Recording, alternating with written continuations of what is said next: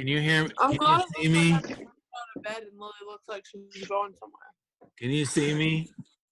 Yes.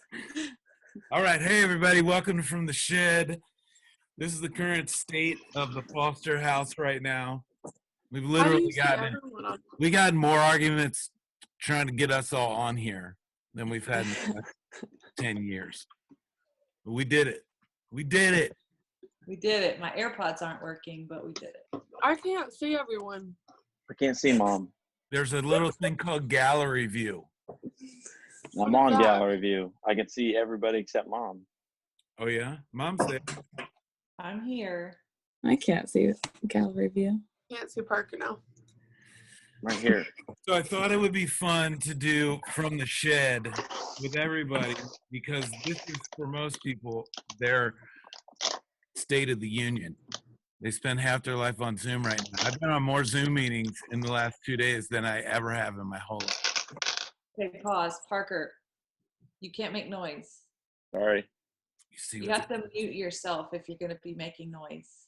from the shed, people. It's going to drive everybody crazy. Our life right now. There's know. everyone has noise issues in the house, and I can't hear anything. so Dylan is coming home today. Marlon and Anna are still working. Anna's working from home, and Marlon's out there. So this is who we got in the house. We're all quarantined to our room. We all got sent to our rooms. That's what happened. We get I'm sent. not in my room. I'm in the kitchen because if I were quarantined to the room, y'all wouldn't be eating. That's because Mom's the one who sent us to our rooms. Yeah. Honestly. So, all right, so I think everybody's probably like in some version of this with like different ages, feeling life with the coronavirus. And so, how's everybody feeling? Let's get Parker, you're the youngest in the house right now. How does it feel? He's got to finish his. Are you eating candy? Ew, that's gross. Gushers are disgusting. I'm eating Skittles. Don't eat, Parker. We're on the I'm trying to finish. Okay. What's the question? You see this drink that he has right here? This is it's his body armor. Okay, Parker. Yeah. I don't know what the question was. How are you feeling about the coronavirus issue and the quarantine issue?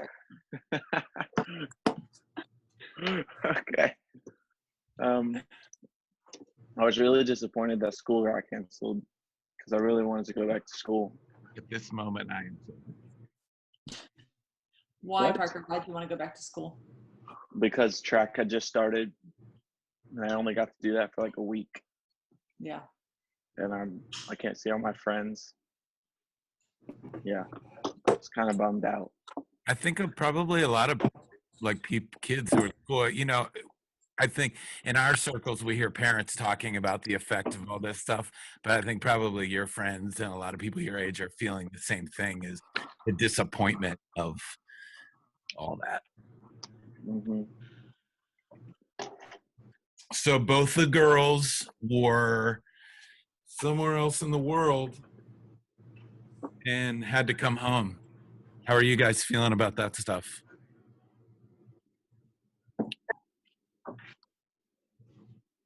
Maddie, you go first. So I did not want to come home because obviously I had in my mind that I was going to be in Brazil for the whole year.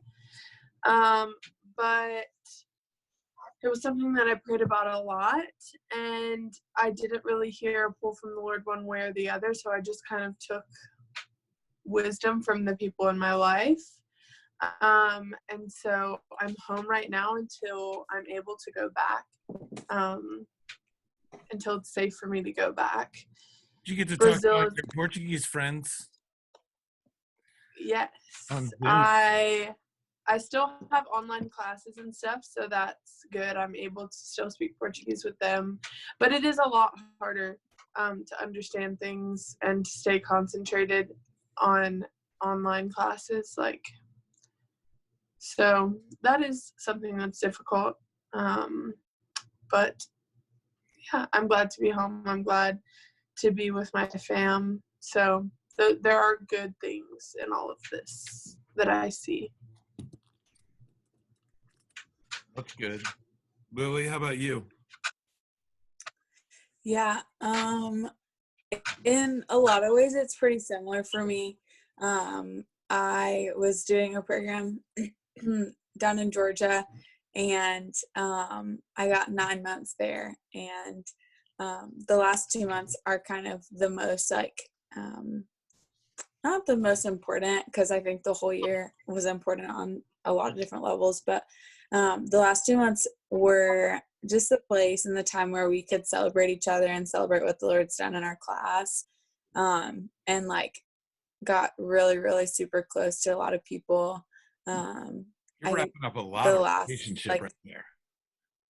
yeah, like deep relationships. And so a lot of the last 7 months, like the last 7 months have genuinely like changed the way I live and changed my relationships, and a lot in that. And so I'm really grateful for that, but was really looking forward to the last 2 months with these people. And it was hard. I didn't get to say goodbye to a lot of people because just some like different circumstances where I had to leave, and then ended up staying an extra week in Georgia. And so it's good to be home, good to be with family, and know that I have this as a safe place for sure.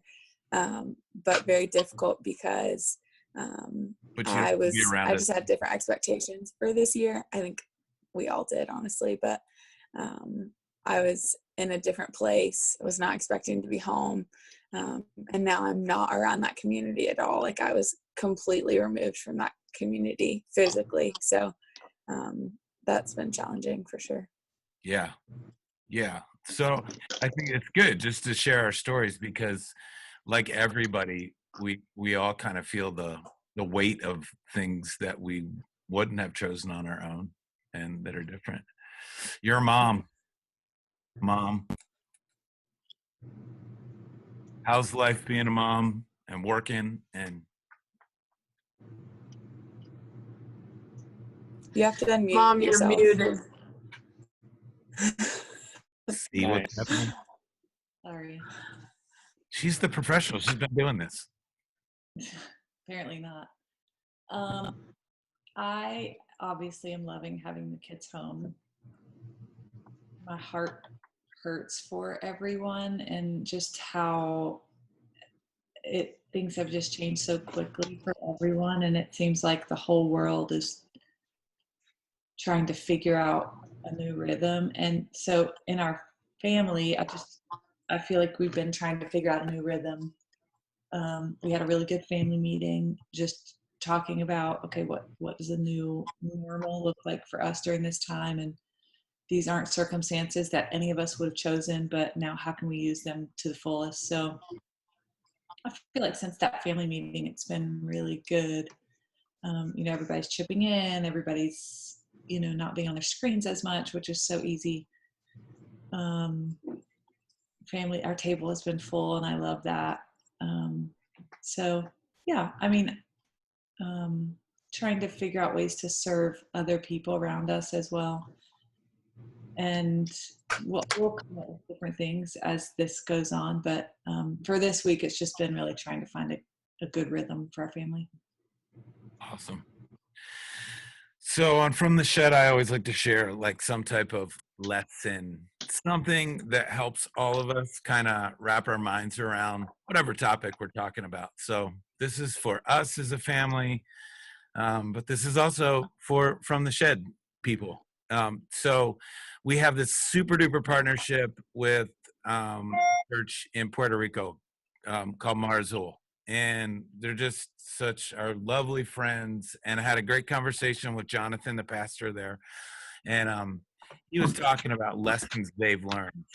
And these were just some great questions. He's like, you can quarantine two ways. You can go through it or you can grow through it.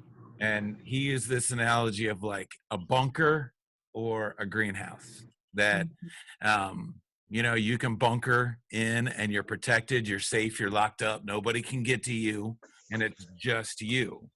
Or you can be a greenhouse, and where things grow, people can see in, and you can see out what's happening around you. And I just love that picture. And so they ask like these couple questions, like, what's your purpose? Like, that helps ground you. And so, like, in this, knowing that like one day this will not be here, things will go back to some type of normal. What's your purpose right now through coronavirus? And like, as followers of Jesus, our purpose is to like love the world, is to be hands and feet of Jesus, to be like him, to love your neighbor as yourself, and to love God with all your heart, mind, soul, and strength. And he said, what's after this? How do you see yourself in that world? And I always love that. We kind of ask this question. When you get to the end of something, how do you want to look back on it? And so knowing that this won't always be here, what's after? How do you see yourself in that world? What do you want to have learned from all this? And then this was a great question. What version of you do you want to grow during this time? Really good. And then the last thing was like, take time to look through the greenhouse and ask God, what is he speaking to you about? So as you look out of the greenhouse in the world, what's God saying? And just don't miss that. Don't miss that chance to make the most of it. Shay, you're always saying this. What does it take to thrive in something and not just make it through it?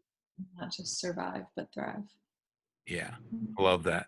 And I think for all of us, for everyone watching, for the influence that you have, that's a choice that we can make to thrive in the middle of all this stuff. It's not dependent on our circumstances. God is unchanging. He didn't miss something. He's limitless when it comes to all the resources that we need to live a godly life. And so we can do it in the middle of a coronavirus world. So anyway, it's some encouragement from the shed. Any of you guys have any wise words that you want to share from the Foster household? I mean, I think that it's really easy for us to become a bunker. But for us, that's a good reminder for us to ask ourselves, even daily when we get up, okay, how can I be a greenhouse today? What am I growing? When people look in, what are they seeing? Instead of just being a bunker and, we have our own thing, and how can we give away what God's given us? So I think it's just a good reminder, maybe every single day when we wake up, to do that. Yeah. What are we growing? I think the one thing that the Lord reminded me of this morning is just that, like, it's so easy, especially in a season like this, for me to be inward focused and think about all the things I've lost with coronavirus. Like, I was supposed to be in Brazil still right now. Like, things were starting to click for me. The culture, I was starting to build deep friendships with people. The language was starting to click for me. And for me, I can think so easily of all those things that I lost. But the Lord reminded me this morning how important it is for me to think about what it looks like to serve other people in this season, even if that looks like preparing my heart for whatever he has after this, and how I can in person serve people after that. I think sometimes we think, to serve people we have to, or to love people we have to do things for them right now. But I think that could also look like us growing into who the Lord wants us to be and teach us in this season, so that we can pour that out for other people. So nice. Anybody else? Parker, who do you want to be at the end of this? I want to grow in patience over this season. just with just being patient with you guys and just like not trying to get angry because I don't want to wait for this whole season to be over. Yeah. I think probably most kids your age are struggling with that same thing. So, you know, what a shame it would be if we got to the end of this and we hadn't grown in patience. So we're going to hold you to that.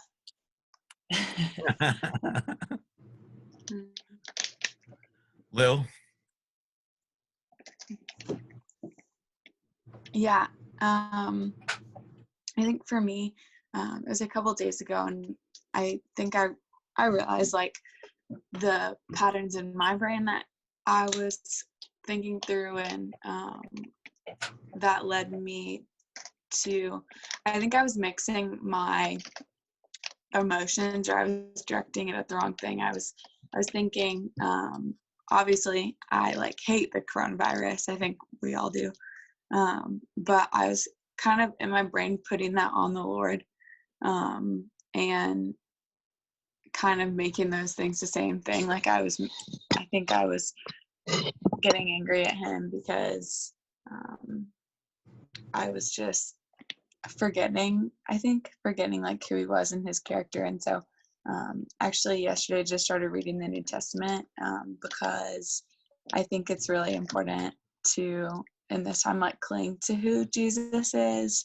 And honestly, like what better way to do that than to just like read like who it says he is. And so like during this time, because I have so much time, I'm going to be reading through the New Testament, not super quickly, but yeah, so I'm excited about that, just to remember like who the Lord is in this time, because I think that's important to cling to that. Yeah, it's awesome.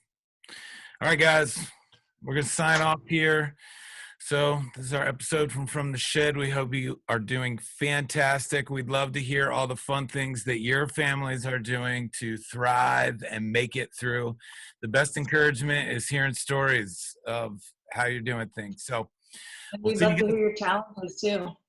Yes, absolutely. 100%. Bye, everybody.